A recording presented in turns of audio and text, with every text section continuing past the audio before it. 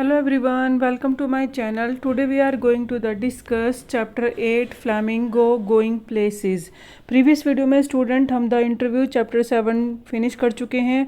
उसका link description box में है, आप उसको जाके देख सकते हैं। पीडीएफ चाहिए, कोई नोट चाहिए तो आप टेलीग्राम ज्वाइन कर सकते हैं।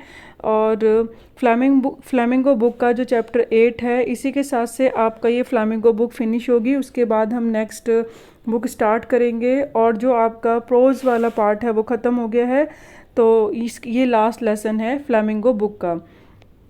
गोइंग प्लेसेस, इसमें जो आप स्टोरी पढ़ने वाले हैं इंट्रोडक्शन में, एक आपका जो मेन करेक्टर है स्टिक्स, इसमें सोफ़ी का पढ़ेंगे। सोफ़ी जो है वो क्या है, वो एक टीनेजर है जो कि अपनी एज में अपने फ्यूचर के लिए बहुत ज़्यादा क्यूरियस है और इमेजिनेशन जो है उसकी जो स्पिरिट है, इमेजिनेशन स्पिरिट है, वो बहुत स्ट्रॉन्ग है।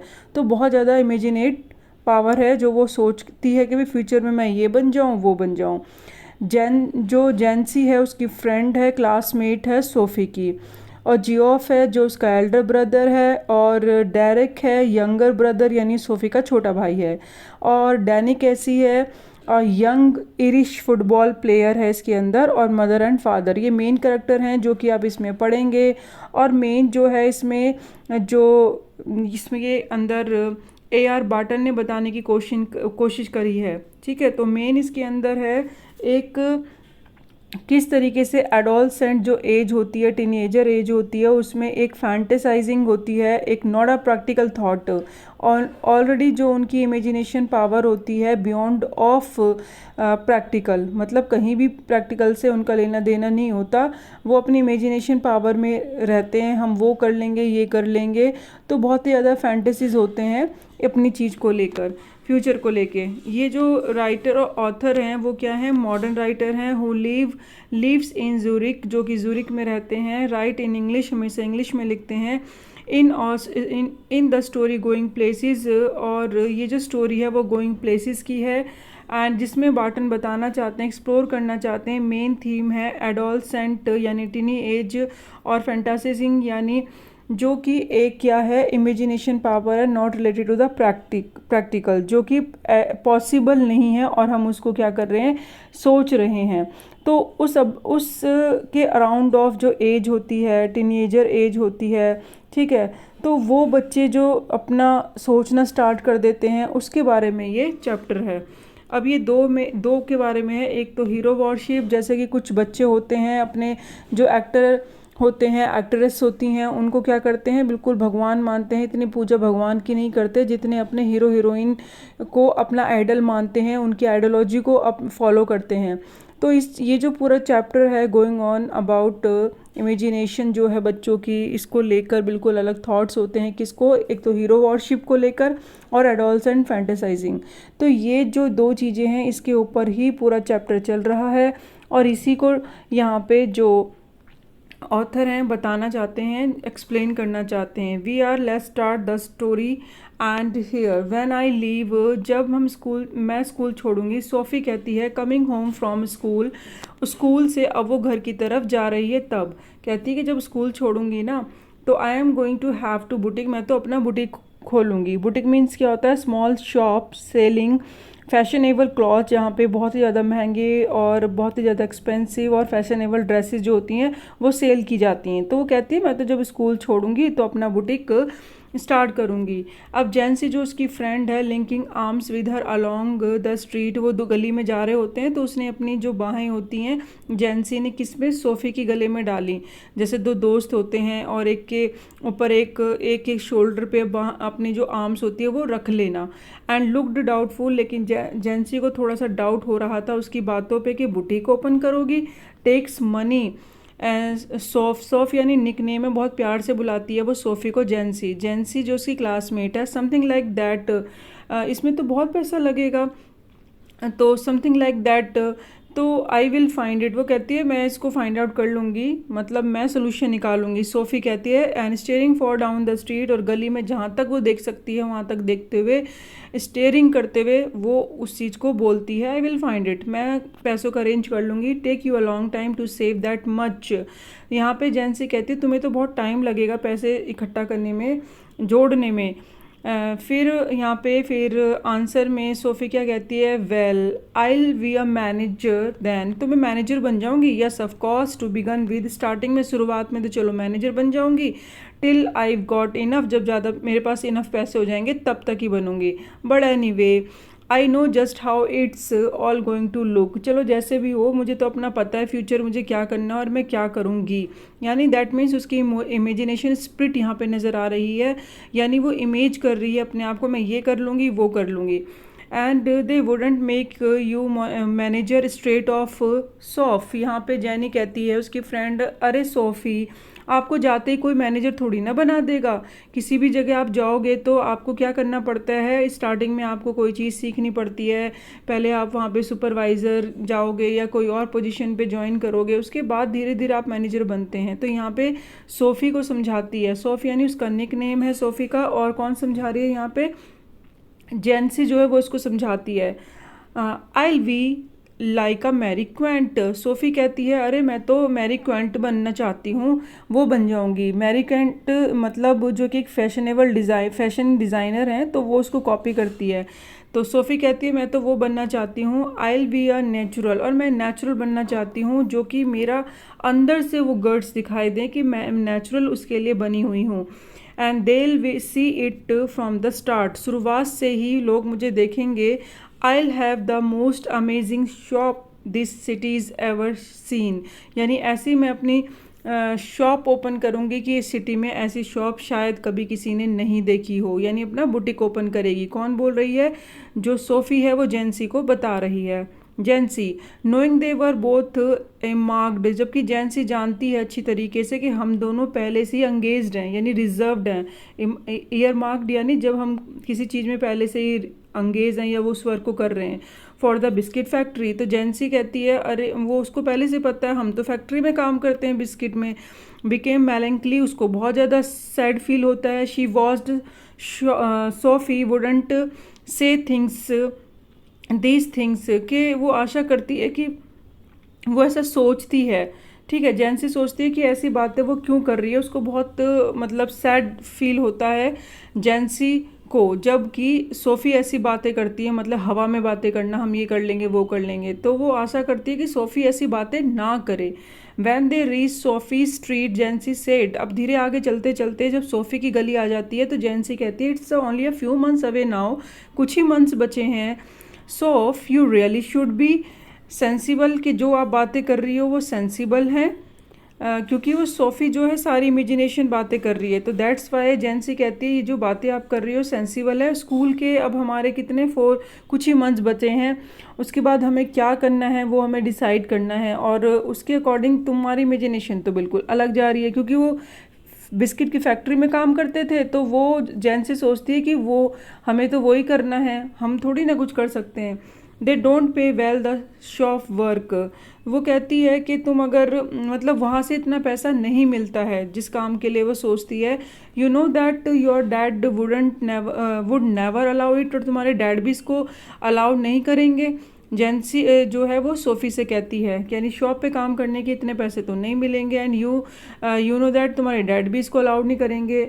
फिर वो कहती है सोफ़ी कहती है अच्छा और एन एक्ट्रेस, चलो मैं एक्ट्रेस ही बन जाऊंगी। Now there's a real money in that, यहाँ पे तो बहुत गुड अमाउंट में पैसे मिलते हैं हीरोइन बनने से।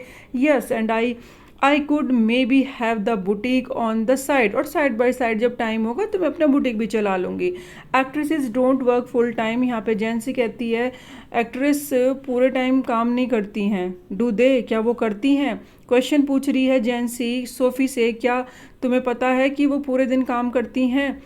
एनीवे कुछ भी से हो, दैट और a fashion designer you know something a bit sophisticated. Sophisticated means होता है यानी जब हम इंटेलिजेंटली कोई हैंडल करते हैं कॉम्प्लिकेटेड सिचुएशन को, या फिर बहुत ही ज़्यादा वर्ल्डली एक्सपीरियंस और नॉलेजेबल पर्सन होता है, यानी किसी भी कल्चर को अच्छी तरीके से वो जानता है। तो वो कहती चलो कुछ भी हो, मैं चाहे बुटीक खोलूँ या फिर मैं एक्ट्रेस बनूँ, वो कोई मैटर नहीं करता, फैशन डिज़ाइनर बनूँ, लेकिन जो भी बनूँगी मैं सोफिस्टिकेटेड बनूँगी, नॉलेजेबल यानी इंटेलिजेंट, जो उसकी अपने आप को वो समझ रही है इंटेलिजेंटली, मैं उसको हैंडल कर लूँगी कॉम्प्लिकेटेड सिचुएशन को। She turn in throw the open street door living Jancy standing in the rain. अब वो जिस गली में खड़े हो रहे होते हैं, मतलब जैंसी और सोफ़ी, तो वहाँ से अब वो टर्न लेती है। सी टर्न इन द, कौन टर्न ले रही है? SoFi. SoFi turn in through the open street, अपनी गली की जो ओपन है, जिस गली में उसको जाना है, जहाँ उसका अपना घर है, वहाँ उस गली में वो टर्न लेती है। डोर लिविंग, और डोर क्या करती है?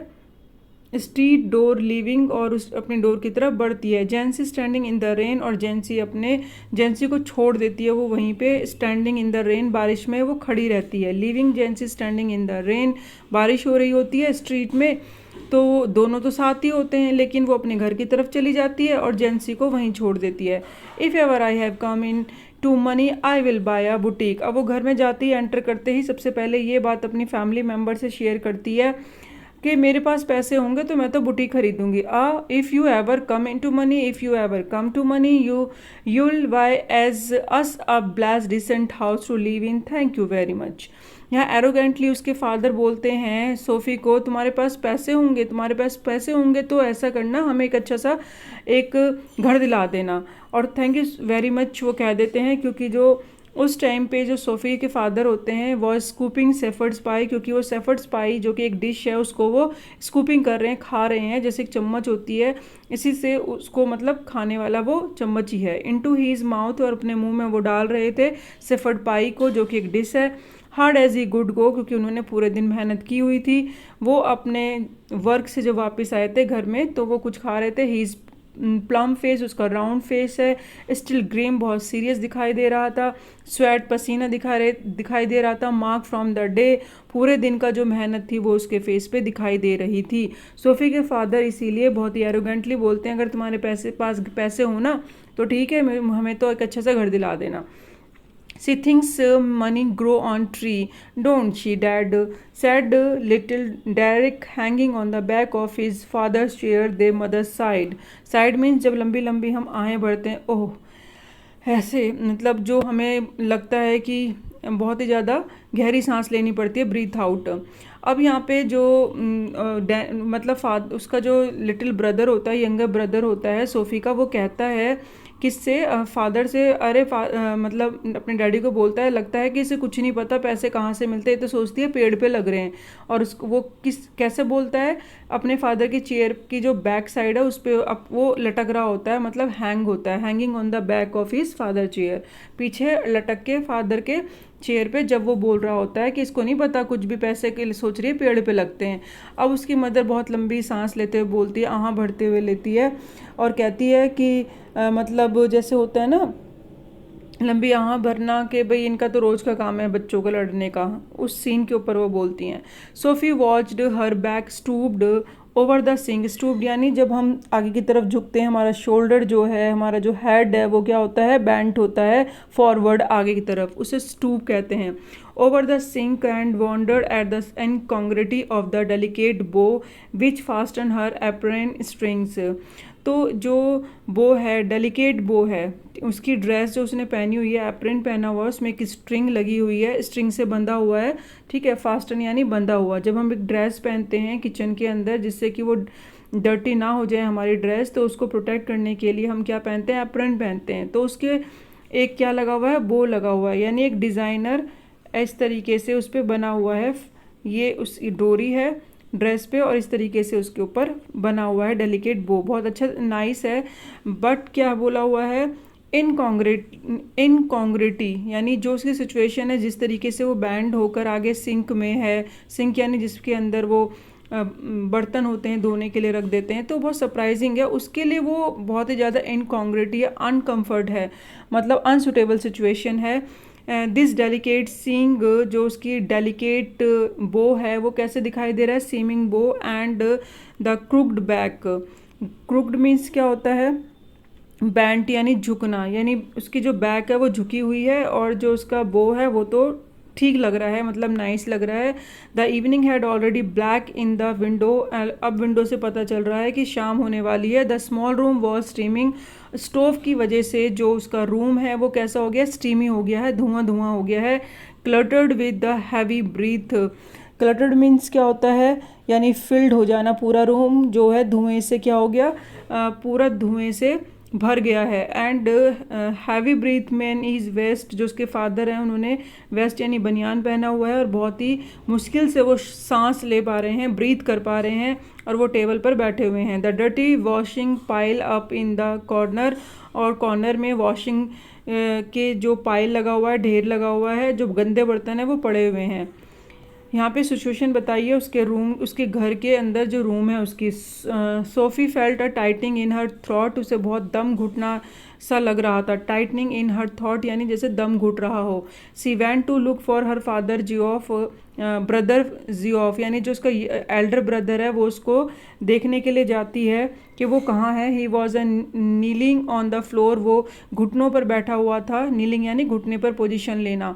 On the floor in the next room tinkering, और टिंकरिंग मीन्स क्या होता है, टिंकरिंग मीन्स होता है जैसे कि रिपेयर करना, ठीक है। वो रिपेयर कर रहा था। With the part of the motorcycle over some newspaper spread on the carpet, carpet के ऊपर न्यूज़पेपर डाले हुए थे और उस पर मोटरसाइकिल के पार्ट्स को वो रिपेयर कर रहा था।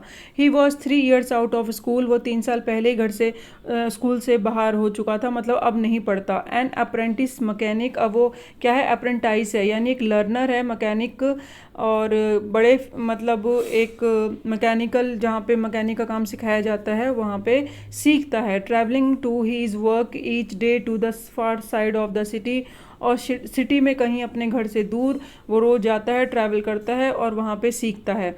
He was almost grown up now, अभी तो वो बहुत मतलब ठीक है, ग्रोन अप है, बड़ा है। And she suspected area of his life, but उसकी लाइफ का जो कुछ पार्ट है अभी भी सस्पेक्टेड है, मतलब डाउटफुल है, नहीं पता किसी को भी कि वो क्या है उसकी लाइफ का। विच शी न्यू नथिंग, वो तो बिल्कुल भी उसके बारे में नहीं जानती है।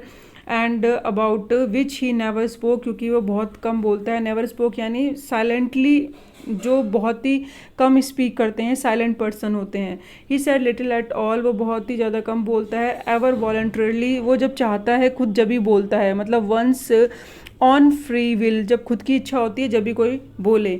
Ever voluntarily word had to be prized out him like a stones out of the ground, यानी पत्थर को जिस तरीके से ग्राउंड से निकालते हैं उसकी बड़ी मुश्किल से उसके मुंह से वर्ड निकलवाना बड़ा मुश्किल है। And she was jealous of he silence, उसकी साइलेंस से उसको जलन होती है क्योंकि वो उसकी लाइफ का कुछ भी पार्ट नहीं जानती है। और वह यहाँ इमेजिन करती है when he wasn't speaking it was and दो ही वॉज अवे समवेयर, यानी वो सोचती है ऐसा लग रहा था मानो वह कहीं दूर गया है। इमेजिनेशन मतलब अपनी इमेज कर रही है कि उसका भाई है जो कम बोलता है और उसकी लाइफ के बारे में कुछ भी नहीं पता, तो वो कहीं दूर दूर घूमने जाता होगा और वो नहीं बताता है, और जहाँ पे उसकी पहुँच नहीं है। In the world in those places he had never been, जहाँ पे वो सोफ़ी कभी भी नहीं गई है। यहाँ पे उसका इमेजिनेशन स्पिरिट ही दिख रहा है कि वो बस कल्पना कर रही है और सोच रही है। Whether they were only the outlying district, जबकि जो वो प्लेसेस हैं of the city, places beyond in the surrounding country, यानी गांव से या जिस जगह वो रहते हैं उससे वो प्लेसेस, वो सिटी, वो आउट मतलब डिस्ट्रिक्ट से बहुत दूर हैं, ठीक है। There were only the outlying district, outlying district means जो कि सिचुएटेड हैं फॉर फ्रॉम अ सेंटर, जहाँ पे वो भी रह रहे हैं, रिमोट एरिया, ठीक है, यानी रिमोट एक जगह से दूसरी जगह जाना, तो सिचुएटेड है far from a centre area, जहाँ पे आप हो उससे दूर जाना आउटलाइंग है। तो सिटी या place beyond in surrounding country, यानी उसका जो खुद का रूरल एरिया है या सिटी है वहाँ से वो कहीं दूर ही जाता है। हु नो, कौन जानता है क्या बात है क्या नहीं। सोफ़ी यहाँ अपने आप से बातें करती है और सोचती है, थिंक मतलब दैट हर सेल्फ, वो अपनी बातें खुद ही सोच रही है। They attend a special fascination, ये सब उसके लिए बहुत ही ज़्यादा स्पेशल अट्रैक्शन है उसके लिए, क्योंकि जो पार्ट उसको नहीं पता स्पेशल इंटरेस्ट ले रही है, अट्रैक्ट हो रही है। एंड वो जानना चाहती है, गेटिंग उसके अंदर वो अटेंड करना चाहती है, गैट करना चाहती है कि क्या चल रहा है उसकी भाई के लाइफ में, जबकि उसको नहीं पता। वो इस सब सोच रही है शायद उसका बहुत अच्छा है लाइफ के अंदर, वो मुझे नहीं बता रहा, वो कितने मज़े में रहता है, अपनी मर्ज़ी से कहीं भी घूमता है, कहीं भी दूर जाता है, गोइंग प्लेसेस, यानी जहाँ उसका मन करता है वो जा सकता है। Because they were unknown to her, वो ये सब फैसिनेटिंग यानी अट्रैक्टिव और इंटरेस्टिंग इसलिए था क्योंकि वो उसके बारे में नहीं जानती थी। And remain out of her reach, और उसकी पहुंच से बहुत दूर था, यानी सोफ़ी उसके बारे में सोच कर भी नहीं पता कर पा रही थी।